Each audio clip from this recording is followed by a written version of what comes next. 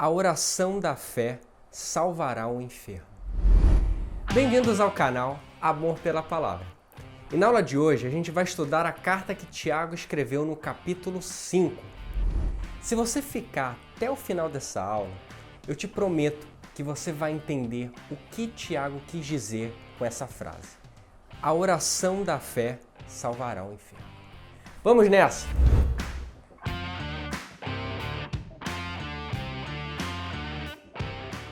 Bom, pessoal, então antes de começar, vamos fazer uma oração a Deus, para que a sua palavra seja iluminada no nosso coração. Senhor, meu Deus e meu Pai, aqui estamos, Pai, mais uma vez, para mais uma aula. Te pedimos humildemente, Pai, que o Senhor revele os Teus mistérios à nossa vida, para que a gente possa entender verdadeiramente tudo que o Senhor deixou aqui para nós. Por favor, Pai, esteja conosco, nos ajudando, nos fortalecendo em fé. Essa oração que eu te faço e te agradeço, Jesus. Amém, Pai. Amém? Então vamos lá, capítulo 5. Meu título diz assim: Deus condena as riquezas mal adquiridas e mal empregadas. Versículo 1. Atendei agora, ricos, chorai, lamentando por causa das vossas desventuras que vos sobrevirão. As vossas riquezas estão corruptas, e as vossas roupagens comidas de traça. O vosso ouro e a vossa prata foram gastos de ferrugens, e a sua ferrugem há de ser por testemunho contra vós mesmos, e há de devorar, como fogo, as vossas carnes. Tesouros acumulastes nos últimos dias. Olha só, Tiago está começando esse capítulo 5, um pouco até pesado para com os ricos, mas evidenciando tudo aquilo que a gente acumula aqui na terra, que é como traça, que a ferrugem corrói. Ou seja, se o nosso coração ele está muito vinculado às coisas mundanas, às coisas terrenas, àquilo que passa, o nosso coração está assim corrompido. Quando nós não conseguimos nos desvincular da materialidade que há na terra, que há nos bens, que nós adquirimos, sim, com o suor do nosso trabalho, sim, aí está um problema sério no nosso coração. Por quê?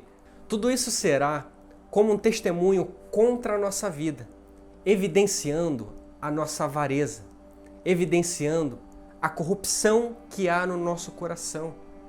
Então, é tempo de mudarmos. Tiago não está condenando os ricos ou os pobres, mas ele está nos alertando para que a nossa riqueza seja acumulada nos céus, a nossa salvação, o nosso verdadeiro lar que está nos céus. E que a gente tenha ciência, sim, de que aqui na terra tudo passa, mas a palavra de Deus irá permanecer. Então, não entenda isso como um apontar de dedo, uma condenação que ele está subjugando a sua vida, porque todos nós somos criaturas de Deus. Deus nos formou e Ele almeja que o nosso coração se quebrante ao ponto de nós nos arrependermos das nossas falhas e alcançarmos os céus. Isso serve para ricos como para pobres, porque todos nós somos criaturas dele. E aquele que reconhece Jesus Cristo como seu Salvador se torna filho. A gente pode chamar Deus de Pai. Então, essa é a mensagem, essa é a palavra nesses versículos iniciais aqui de Tiago. Vamos continuar. Eis que o salário dos trabalhadores que ceifaram os vossos campos e que por vós foi retido com fraude está clamando. E os clamores dos ceifeiros penetraram até os ouvidos do Senhor dos Exércitos. Tendes vivido regaladamente sobre a terra, tendes vivido nos prazeres, tendes engordado o vosso coração em dia de matança. Tendes condenado e matado o justo, sem que ele vos faça resistência. Tiago continua ainda sendo um pouco até pesado, falando aqui palavras duras de serem ouvidas, porém verdades. Muitas das riquezas que há no mundo são adquiridas de forma fraudulenta, de forma ao qual a gente possa agir injustamente contra os nossos próprios semelhantes. E isso vai totalmente contra o que o Senhor Jesus nos ensina, que é amar ao próximo como a ti mesmo. Então, isso serve de sinal, de alerta para a nossa vida, para que a gente mude as nossas ações, as nossas atitudes. Você que detém aí trabalhadores, você que subjuga pessoas para findar altos lucros, tenham cuidado. É um alerta, pessoal. É um alerta para que a gente, enquanto vivemos, que a gente mude as nossas atitudes e o nosso coração. É essa a mensagem que o Senhor Jesus nos ensina. Nos evangelhos ele ensinou isso para muitas pessoas, se abster das riquezas terrenas que nos prendem aqui na terra, para que a gente possa viver uma vida completamente livre, dedicada ao Senhor Jesus Cristo, a multiplicar a preciosa e doce mensagem do Evangelho. Amém? Então, continuando, versículo 7. Meu título diz assim: a necessidade, bênçãos e exemplo da paciência. Vamos lá. Sede, pois, irmãos, pacientes até a vinda do Senhor. Eis que o lavrador aguarda com paciência o precioso fruto da terra, até receber as primeiras e as últimas chuvas. Sede vós também pacientes e fortalecei o vosso coração, pois a vinda do Senhor está próxima. Irmãos, não vos queixeis um dos outros, para não serdes julgados. Eis que o juiz está à porta. Irmãos, tomai por modelo, no sofrimento e na paciência, os profetas, os quais falaram em nome do Senhor. Eis que temos por felizes os que perseveram firmes. Tendes ouvido da paciência de Jó? E vistes que fim o Senhor lhe deu?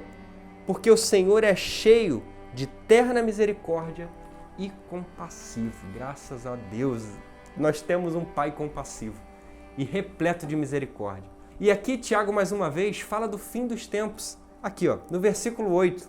Pois a vinda do Senhor está próxima. Tiago, no capítulo 5, está falando isso de novo. Outros capítulos ele repetiu a mesma palavra. Ele está anunciando que a vinda do Senhor está próxima.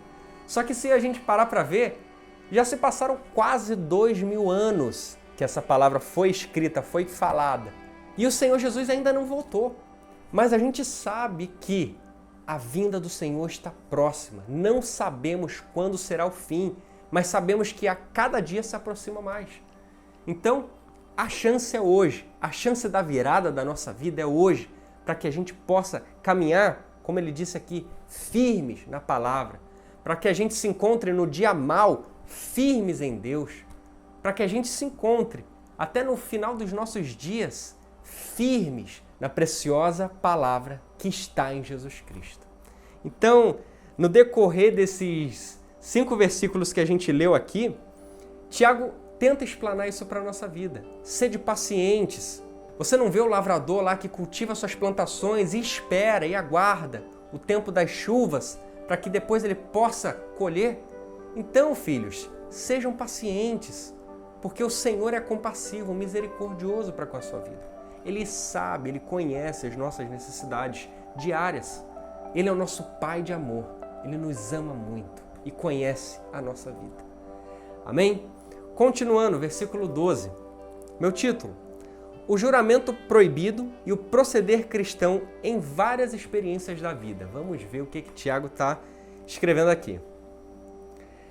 Acima de tudo, porém, meus irmãos, não jureis nem pelo céu, nem pela terra, nem por qualquer outro voto. Antes, seja o vosso sim, sim, e o vosso não, não, para não cairdes em juízo. Olha só, esse versículo inicial, versículo 12, é uma das lições assim que a gente tem que levar mesmo para a nossa vida. Que o nosso sim seja um sim verdadeiro, com Deus, dedicado à palavra, à mensagem do Evangelho. E que o nosso não, um não verdadeiro ao pecado, aquilo que nos afasta do Senhor, um não para a malignidade que há no mundo, para que a gente não seja encontrado em cima do muro, nem lá e nem cá, Porque Satanás sabe que quando a gente não está com Deus, a gente já está no inferno. Mesmo em cima do muro, isso já é destruição para a nossa vida. Amém? Versículo 13. Está alguém entre vós sofrendo? Faça oração. Está alguém alegre? Cante louvores. Está alguém entre vós doente? Chame os presbíteros da igreja e estes façam oração sobre ele, ungindo-o com óleo, em nome do Senhor. E a oração da fé salvará o enfermo, e o Senhor o levantará. E se houver cometido pecados, ser-lhe-ão perdoados. Aqui está a frase inicial aí da aula de hoje. A oração da fé salvará o enfermo. Você vê, Tiago aqui, além disso, nos ensina, a irmos à congregação, à igreja, e que a gente chame os presbíteros para orarem pelos enfermos com óleo, ungindo em nome do Senhor. Então, de fato, a gente tem feito isso para com as nossas enfermidades, para com as enfermidades dos nossos próximos familiares, a gente tem praticado isso que está escrito. Está escrito. A oração da fé salvará o enfermo. Olha só a magnitude do que é uma oração de fé, uma oração verdadeira, uma oração onde não há dúvida, uma oração genuína para com Deus. A gente precisa sim, pessoal, praticar mais a nossa fé, ouvir mais as santas verdades de Jesus Cristo na nossa vida.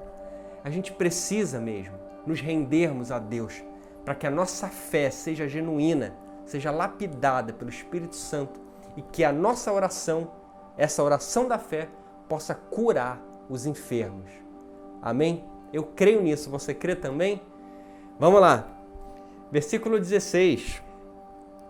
Confessai, pois, os vossos pecados uns aos outros e orai uns pelos outros, para serdes curados. Muito pode, por sua eficácia, a súplica do justo. Elias era homem semelhante a nós, sujeito aos mesmos sentimentos, e orou com instância para que não chovesse sobre a terra, e por 3 anos e 6 meses não choveu. E orou de novo, e o céu deu chuva, e a terra fez germinar seus frutos. Meus irmãos, se algum entre vós se desviar da verdade e alguém o converter, sabei que aquele que converte o pecador do seu caminho errado salvará da morte a alma dele e cobrirá multidão de pecados. Nossa, maravilhoso, Tiago, ter terminado com essas palavras, porque tamanha é a nossa missão aqui na Terra, pessoal. A gente precisa mesmo multiplicar a palavra do Senhor para os nossos irmãos, apresentar para eles essas verdades. A oração da fé ao nosso Senhor pode nos curar. Muito por eficácia é a oração, a súplica de um justo. A gente precisa, pessoal, relembrarmos o poder que há nessa palavra, o poder que há na nossa oração. E você vê, ele faz um comparativo até com Elias, O profeta Elias, semelhante a nós, orou com instância. Estão gravando bem essa palavra, instância. Ele não cessou de orar com fé e foi atendida a oração dele. Então, isso serve para que saibamos que a oração da fé pode muito em seus efeitos. E Tiago finaliza aqui com esses 2 versículos, maravilhosamente nos lembrando de que se algum entre vós se desviar do caminho e você o converter para os santos e retos caminhos do Senhor Jesus Cristo, salvará da morte a alma dele e cobrirá multidão de pecados. Essa é a missão para a nossa vida. Falar do amor de Cristo, lembrar as promessas de Cristo, nos arrepender dos nossos erros, confessar os nossos pecados, reconhecer Jesus Cristo como o único e suficiente Salvador da nossa vida. Para finalizar a aula, pessoal, eu quero te convidar a fazer essa oração comigo. A oração da fé que cura o enfermo e que salva o cativo, que tira esse que tem tomado decisões erradas da vida, para os santos e retos caminhos do Senhor, convertendo a sua alma, o seu entendimento a Deus. Eu quero te convidar a orar comigo.